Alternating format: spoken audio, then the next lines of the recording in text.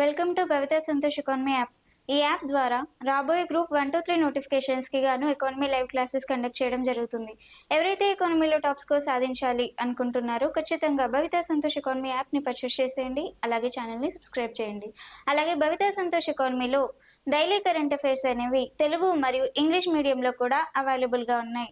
కాబట్టి ఖచ్చితంగా యాప్ని పర్చేస్ చేసేయండి. అలాగే ఛానల్ని సబ్స్క్రైబ్ చేయండి.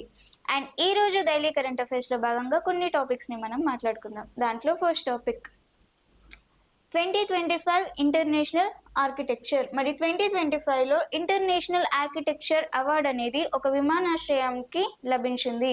మరి ఏ విమానాశ్రయంకి ఈ ఆర్కిటెక్చర్ అవార్డు లభించింది అంటే అస్సాం విమానాశ్రయానికి ఈ 2025 ఇంటర్నేషనల్ ఆర్కిటెక్చర్ అవార్డ్ అనేది లభించింది. So international architecture award is got by Assam state. ఎందుకంటే ఈ ఇంటర్నేషనల్ అవార్డ్ అనేది అస్సాం తన సాంస్కృతిక కళ అండ్ జీవ నైపుణ్యం ఆధారంగా విమానాశ్రయాన్ని రూపొందించినందుకు గాను ఈ అవార్డ్కి సెలెక్ట్ అయినట్లుగా పేర్కొనడం జరిగింది. అలాగే చాలా వరకు కూడా వీళ్ళకి అంటే అస్సాం విమానాశ్రయాన్ని పొగడడం జరిగింది, అంటే చాలా పొగడడం జరిగింది. So 2025 International Architecture Award is got by Assam State because this international or airport was designed made by their own biodiversity and also culture and also specification related Assam state. Because of this reason Assam got an award of International Architecture Award. మరి ఇది ప్రపంచంలో దాదాపుగా 6 విమానాశ్రయాలలో ఈ అస్సాం విమానాశ్రయం గుర్తింపు పొందడం జరిగింది. అంటే ప్రపంచం వ్యాప్తంగా 6 విమానాశ్రయాలను మాత్రమే సెలెక్ట్ చేస్తే ఈ అస్సాం విమానాశ్రయాన్ని కూడా సెలెక్ట్ చేయడం ఒక ముఖ్య విషయంగా చెప్పుకోవచ్చు. So in world wise only 6 airports are selected from world wise. In that case Assam is also placed in that list. మరి ఇది ఇంటర్నేషనల్ ఆర్కిటెక్చర్ అవార్డ్ 2025కి సంబంధించి. Second one blue pink Gill mushrooms Telangana. మరి మష్రూమ్స్లో బ్లూ పింక్ గిల్ మష్రూమ్స్ని గుర్తించడం జరిగింది. మరి ఏంటి blue pink Gill mushrooms అని అంటే ఈ పింక్ గిల్ మష్రూమ్స్ అనేవి నీలి రంగులో లభ్యం కావడం జరిగింది, అంటే దీన్ని కొత్తగా గుర్తించడం జరిగింది. అలాగే ఇదే సమయంలో కవ్వాల్ టైగర్ రిజర్వ్లో ఒక సరికొత్త మష్రూమ్స్ని గుర్తించడం జరిగింది. మరి ఏ మష్రూమ్స్ని గుర్తించారు అంటే షటిల్ కాన్ అనే మష్రూమ్స్ని గుర్తించడం జరిగింది. అంటే నీలి కలర్లో ఉన్న మష్రూమ్స్ని అలాగే షటిల్ కాన్ అనే కొత్త రకమైన మష్రూమ్స్ని ఈ మధ్యలో గుర్తించడం జరిగింది. మరి ఈ గుర్తింపులు ఎందుకోసం ఉపయోగపడతాయి అనంటే తెలంగాణలో ఈ సంస్కృతి కోసం మరియు అలాగే పర్యావరణ పరిరక్షణ అలాగే పర్యావరణను పెంపొందించే ఉద్దేశంతో పర్యావరణను బలపరిచే ఉద్దేశంతో ఈ కొత్త రకాల గుర్తింపులు అనేవి ఉపయోగపడతాయి అని చెప్పి వివరించడం జరిగింది. అలాగే ఫంగస్ వైవిధ్యాల కోసం కూడా ఈ బ్లూ పింక్ గిల్ మష్రూమ్స్ని గుర్తించారు అని చెప్పి వివరించడం జరిగింది. So blue pink gill mushrooms was recognized in Telangana state in the district of Komrambim Asifabad in Kagas Nagar forest. In Kagas Nagar forest లో కొమరంభీం ఆసిఫాబాద్ జిల్లాలో కాగజ్ నగర్ ఫారెస్ట్ లో వీటిని గుర్తించడం జరిగింది. And the speciality of blue pink Gill mushrooms. మరి blue pink Gill mushrooms యొక్క speciality ఏంటి అంటే దీనికి బ్లూ కలర్ క్యాప్స్ అనేవి ఉంటాయి. అలాగే నీలి రంగు గల కాండాలు కూడా ఉంటాయి. సో ఇలా నీలి కలర్ కాండాలు కూడా ఉండడం వీటి ప్రత్యేకత అని చెప్పుకొచ్చారు. మరి బ్లూ పింక్ గిల్ మష్రూమ్స్ అనేవి దీన్ని స్కై బ్లూ మష్రూమ్స్ గా కూడా పిలుస్తారు. Blue pink gill mushrooms. The specialty of this blue pink gill mushrooms are, they have a blue caps and also blue stems. These are the special qualities. And blue pink gill mushrooms are also called as a blue sky or sky blue mushrooms, and these are recognized in the state of Kumrambim Asifabad in the place of Kagasnagar forest. And also another type of mushrooms are recognized in the place of Kaval Tiger Reserve. In Kaval Tiger Reserve, another Shettlekhan type of mushrooms are also recognized. In this type of recognizations are used for the fungal diversion and also strong and also build strong to the environmental specification. This is all about blue pink gill mushrooms. The special qualities of these blue pink gill mushrooms are they have a blue cap and also blue stem of these mushrooms. And this is about blue pink gill mushrooms in Telangana state. Next, junior మహిళల hockey champ Jharkhand. మరి junior మహిళల hockey champ ని ఏ రాష్ట్రం గెలుచుకుంది, మరి ఏ రాష్ట్రం విజయం సాధించింది అంటే జూనియర్ మహిళల హాకీ ఛాంప్ ని జార్ఖండ్ రాష్ట్రం విజయం సాధించడం జరిగింది. మరి ఏ రాష్ట్రంపై ఈ మహిళల ఛాంప్ విజయం సాధించింది అంటే హర్యానాపై విజయాన్ని సాధించింది. మరి ఈ ఛాంపియన్షిప్ అనేది ఎప్పటి నుంచి ఎప్పటి వరకు నిర్వహించబడింది అంటే ఆగస్టు 1 నుంచి 12 వరకు కూడా ఈ ఛాంపియన్షిప్ యొక్క క్రీడలను నిర్వహించడం జరిగింది. So the junior women hockey championships was held. In this championship, Jharkhand is the winner, and Jharkhand got a winner on Haryana state, and this championship was held in the August 1st to 12, and this is about junior women hockey championship. Next, సుదర్శన చక్ర machine. మరి సుదర్శన చక్ర machine అనేది 79వ స్వతంత్ర దినోత్సవాల సందర్భంగా ప్రధాని నరేంద్ర మోడీ ఈ సుదర్శన చక్ర machine కి సంబంధించి ప్రారంభించడం లేదంటే అనౌన్స్మెంట్ ఇవ్వడం జరిగింది. మరి ఏంటి సుదర్శన చక్ర మిషన్ అనంటే ఇది శత్రు దేశాలకి సంబంధించి వాటి నుంచి మన దేశాలలోని పౌరులను కాపాడేందుకు అలాగే దౌత్యపరమైన ప్రదేశాలను కాపాడే ఉద్దేశంతో ఈ సుదర్శన చక్ర మిషన్ ని ప్రారంభిస్తున్నట్లుగా ప్రధాని నరేంద్ర మోడీ అనౌన్స్మెంట్ లో తెలపడం జరిగింది. సో ద సుదర్శన్ చక్ర was inaugurated or announced by Sudarshan Chakra mission is announced by PM Narendra Modi in the occasion of 79th Independence Day, because the main purpose of this Sudarshan Chakra mission is to protect the citizens in India and also protect special places in our India and culture and heritage places in India. This is the main purpose of the Sudarshan Chakra mission in 2025. మరి సుదర్శన చక్రాన్ని ఆవిష్కరించడానికి దేని inspiration లేదంటే దేని ప్రేరణతో ఈ సుదర్శన చక్రాన్ని ప్రారంభించారు అనంటే మనకి పురాణాలలో ఉన్న శ్రీకృష్ణ సుదర్శన చక్ర ఆధారంగా దీన్ని రూపొందించడం జరిగింది. సో ద సుదర్శన్ చక్ర was Sudarshan Chakra mission. The inspirational is Sri Krishna Sudarshan Chakra mission.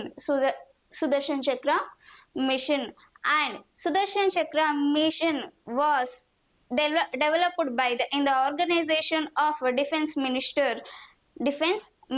కేంద్ర రక్షణ శాఖ మంత్రి ఆధ్వర్యంలో ఈ సుదర్శన చక్ర మిషన్ అనేది ఆవిష్కరించబడింది. మరి ఇది సుదర్శన చక్ర మిషన్ కి సంబంధించి. నెక్స్ట్ 79వ స్వతంత్ర దినోత్సవ వేడుకలు 2025.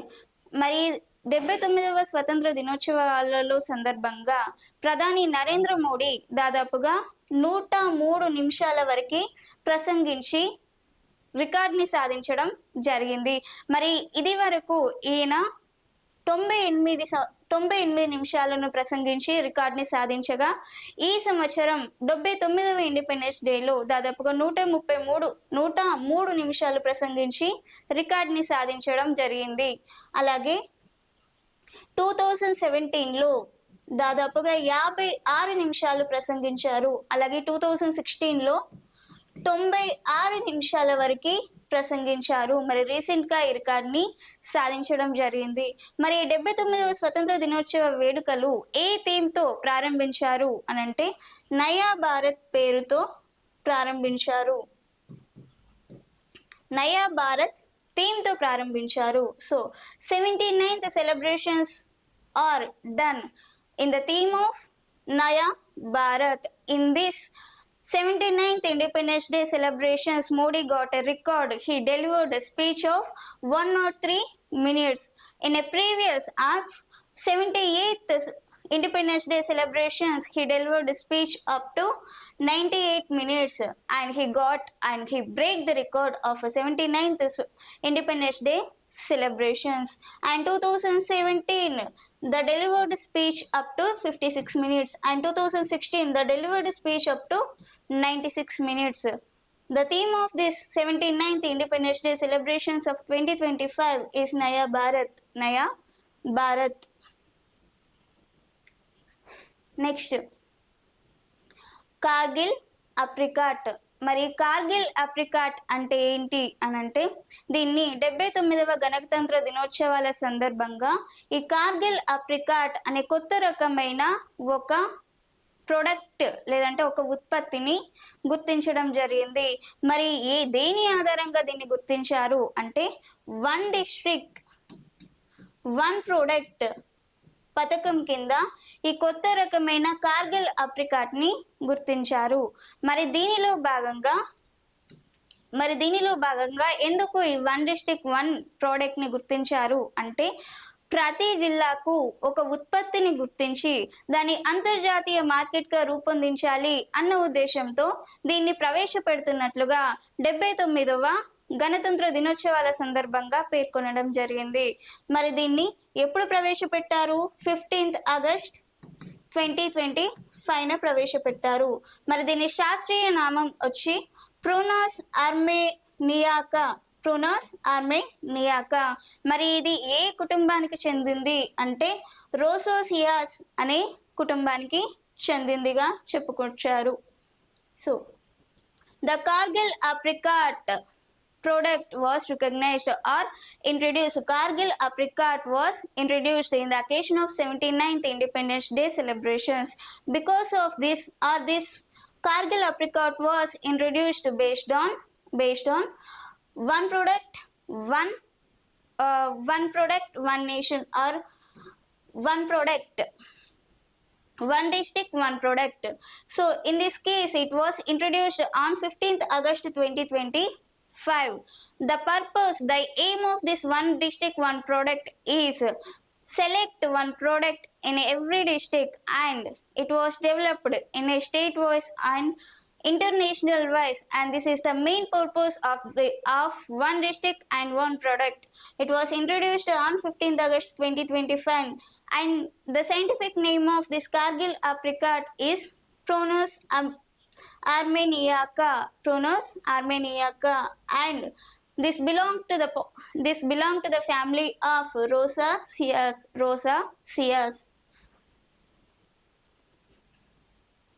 మరి వాలేసియా ప్రాంతంలో 1.5 మిలియన్ సంవత్సరాల నాటి ఆధారాలు.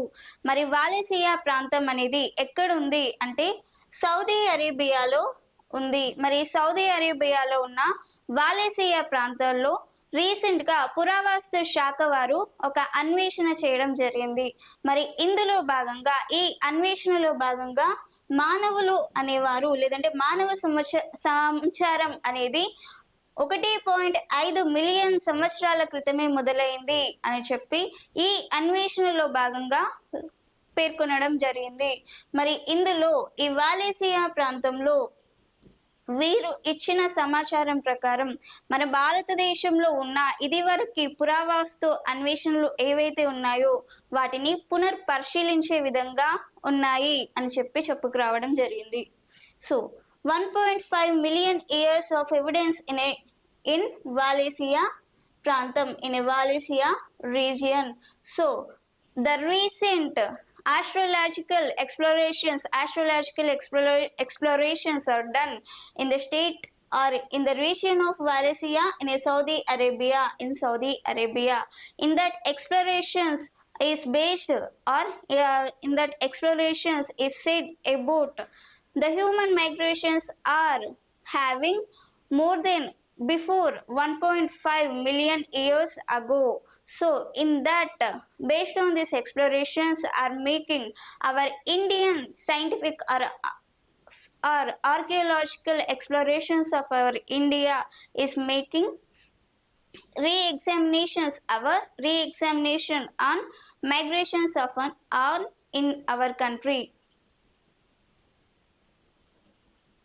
Next Khelo India water sports festival. మరి Khelo India water sports festival అనేది దేనికోసం నిర్వహించబడింది అంటే యువతలలో స్పోర్ట్స్లలో ఇంకా ప్రతిబింబించేందుకు, అలాగే వారిని ప్రోత్సహించే ఉద్దేశంతో ఈ Khelo India water sports festival ని రూపొందించడం జరిగింది. మరి Khelo India water sports festival అనేది ఎప్పటి నుంచి ఎప్పటి వరకు నిర్వహించబడతాయి అని అంటే ఆగస్టు 21 నుంచి 23 వరకు నిర్వహించబడతాయి.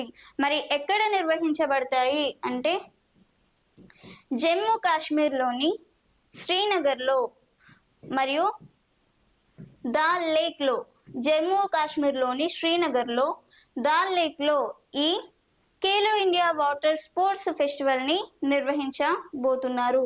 మరి ఇందులో భాగంగా మరి ఎంతమంది అథ్లెట్స్లో పాల్గొంటున్నారు అంటే 400కు పైగా అథ్లెట్స్లో ఇందులో పాల్గొనబోతున్నారు. మరి ఖేలో ఇండియా యూత్ గేమ్స్ అనేవి ఎప్పటి నుంచి ప్రారంభించారు అని అంటే 2018 నుంచి ప్రారంభించారు. ఎందుకోసం ప్రారంభించారు? యువతను ప్రేరేపించాలి, అలాగే యువతను ప్రోత్సహించే ఉద్దేశంతో 2018లో క్రీడా మంత్రిత్వ శాఖ అలాగే యువ వ్యవహారాల మంత్రిత్వ శాఖ కలిసి ప్రారంభించడం జరిగింది. మరి దీన్ని మస్కట్ ఏంటి, మరి దీన్ని ఏ మస్కట్ తో రూపొందించారు అంటే హిమాలయన్ కింగ్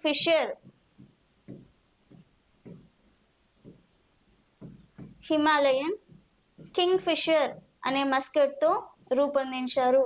మరి ఈ మస్కట్ ని ఏ రోజున రూపొందించారు అంటే ఆగస్టు 14 శ్రీనగర్ లో దీని యొక్క మస్కట్ ని గుర్తించడం జరిగింది. మరి ఇది Khelo India water sports festival కి సంబంధించి. So Khelo India water sports festival was held on August 21st to 23rd. Around 400 athletes are present this Khelo India Water Sports Festival. This Khelo India Sports Festival was started from 2018 and conducting by Youth Affairs and also Central Sports Minister. And the water sports festival of Muscat was designed of Himalayan Kingfisher. It was made on August 14 in Srinagar. And this Muscat or this Khelo India water sports festivals was done on 21st to 22 in a Jammu Kashmir in a Srinagar Dal Lake. This is about the main purpose of the Khelo Sports Festival is to encourage youth in a sports and also develop their talent in a worldwide. This is the main aim or the purpose of Khelo India Water Sports Festival. Next, ప్రజా ప్రాతినిధ్య చట్టం 1951. మరి ఏంటి ప్రజా ప్రాతినిధ్య చట్టం అనంటే, ప్రజల కోసం ఏదైనా చట్టాలు చేస్తే అది మరి ఏదైనా ప్రజలలో ఏదైనా హక్కును తొలగిస్తే మరి రాజ్యాంగంలో ఏ హక్కులైనా తీసుకునే హక్కు లేదంటే పొందే హక్కు ప్రజలకు ఉంటుందా లేదా అని తెలియజేస్తుంది. మరి ప్రజా ప్రాతినిధ్య హక్కు 1951లో భాగంగా ఎవరు ఒక వ్యక్తి 2017లో ఒక పిల్ని దాఖలు చేయడం జరిగింది. మరి ఏంటా పిల్ అనంటే, ఒక వ్యక్తి మనకి ఓటు హక్కు కోల్పోయినప్పుడు ఆయనకి రాజ్యాంగంలో పార్టీ టికెట్ ఏ విధంగా ఇస్తారు అన్న ఉద్దేశంతో ఒక వ్యక్తి ఈ ప్రజా ప్రాతినిధ్య చట్టం 1951 ప్రకారం సుప్రీంకోర్టులో పిల్ దాఖలు చేయడం జరిగింది. మరి ఇందులో భాగంగా ఈ 2017 పిల్ ఆధారంగా ఇంకా కేసు విచారణలో ఉంది. మరి ఈ కేసుని ఎవరు విచారిస్తున్నారు, ఏ బెంచ్ విచారిస్తుంది అంటే supreme court justice of Suryakant and justice of Pardiwala, అలాగే జస్టిస్ ఆఫ్ దీపాంకర్, ఈ ముగ్గురు ధర్మాసనం ప్రకారం ఈ కేసుని విచారణ చేపట్టడం జరిగింది. మరి ఈ విచారణలో భాగంగా ఈ ముగ్గురి యొక్క ధర్మాసనం ఏమని పేర్కొనుంది ఈ కేసులో అంటే, ఒకరికి ఓటు హక్కు కోల్పోయారు అని అంటే దాని అర్థం రాజ్యాంగంలో ఉన్న ప్రతి హక్కు కోల్పోతారని కాదు అని చెప్పి సుప్రీంకోర్టు చీఫ్ జస్టిస్ సూర్యకాంత్ దీంట్లో ప్రశ్నించడం జరిగింది. అంటే ఓటు హక్కు కోల్పోయినంత మాత్రాన రాజ్యాంగంలో అన్ని హక్కులు కోల్పోయినట్టు కాదు. According to article clause 1 clause C ప్రకారం రాజ్యంలో లేదంటే పౌరుడు తను ఎక్కడైనా సంఘాలను ఏర్పాటు చేసుకునే హక్కు ఉంది, అలాగే పార్టీ టికెట్ ని పొందే హక్కు ఉంది అనే ఆర్టికల్ 19 క్లాస్ 1 క్లాస్ సిలో పేర్కొన్నారు. కాబట్టి ఒక రాజ్యాంగంలో ఒక హక్కు కోల్పోతే రాజ్యాంగంలోని అన్ని హక్కులు కోల్పోవడం అనేది పౌరులకు ఉండదు అని చెప్పి సుప్రీంకోర్టు ధర్మాసనంలో జస్టిస్ సూర్యకాంత్ ఈ కేసులో విచారించడం జరిగింది. So the Representation of People Act 1951. So in this act, the bill was filed on 2017. Because of this bill, the investigation under the process. So in this investigation, Justice Suryakant, Justice Pardavala, and Justice Deepankar are in the bench of questioning. In this case, Justice Suryakant was raised a question of when a human lost their right of vote, but it doesn't mean he lost everything and he lost every right on a constitution. So this point was raised by Justice Suryakant, and he is also said about according to Article 19 Class 1C, and every citizen have a right to establish the organizations and also got the ticket and also got the ticket of party, and this is said about Suryakant, Justice Suryakant. So, and this is about the Representation of People Act 1951. Next, 100 years of centenary celebrations of UPSC శతాబ్దోత్సవాలు. మరి UPSC శతాబ్దోత్సవాలని ఎప్పటి నుంచి ఎప్పటి వరకు జరుపుకుంటారు, మరి ఎప్పుడు ఈ UPSC అంటే ఏంటి అని చూసుకుంటే, మరి యూపీఎస్సీ సివిల్ సర్వీసెస్ కి పరీక్షలు నిర్వహించే సంస్థ. మరి యూపీఎస్సీని ఎప్పుడు ప్రారంభించారు అంటే 1 అక్టోబర్ 1926లో ప్రారంభించడం జరిగింది. మరి ఇందులో భాగంగా ఈ యూపీఎస్సీ సివిల్ సర్వీసెస్ లో ఇప్పుడు 2026 నాటికి 100 సంవత్సరాలు పూర్తి చేసుకుంటుంది అన్న ఉద్దేశంతో దీని యొక్క శతాబ్దోత్సవాలు ఇప్పటి నుంచే ప్రారంభించాలి అని చెప్పి యూపీఎస్సీలో తీసుకున్న ఒక సమావేశంలో తీసుకున్న నిర్ణయం ఆధారంగా ఈ నిర్ణయం తీసుకున్నట్లుగా వివరించడం జరిగింది. మరి ఇందులో భాగంగా ఈ శతాబ్దోత్సవాలని ఎప్పటి నుంచి ప్రారంభిస్తున్నారు అంటే 1 అక్టోబర్ 2025 నుంచి 1 అక్టోబర్ 2026 వరకు ఈ శతాబ్దోత్సవాలు జరుపుతున్నట్లుగా వీళ్ళు సమావేశంలో తీసుకున్న ఒక డెసిషన్ లో భాగంగా వివరించడం జరిగింది. మరి ప్రజెంట్ యూపీఎస్సీ చైర్మన్ గా ఎవరున్నారు అంటే Ajay Kumar present UPSC chairman గా ఉన్నారు. So 100 years celebrations of UPSC. So the UPSC was established on 1st October 1926. So and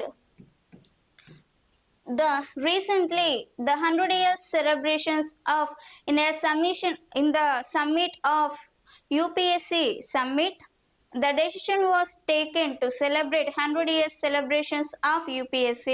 In that case, the celebrations was started from 1st October 2025 to 1st October 2026. This decision was taken by the summit, and the present UPSC chairman is Ajay Kumar, and this is about UPSC celebrations or UPSC 100 celebrations. మరి ఇది ఈరోజు daily current అఫైర్స్కి సంబంధించి. And నా class కనుక మీకు నచ్చుంటే ఖచ్చితంగా భవితా Santosh economy యాప్ని purchase చేసేయండి, అలాగే ఛానల్ని సబ్స్క్రైబ్ చేయండి. Thank you.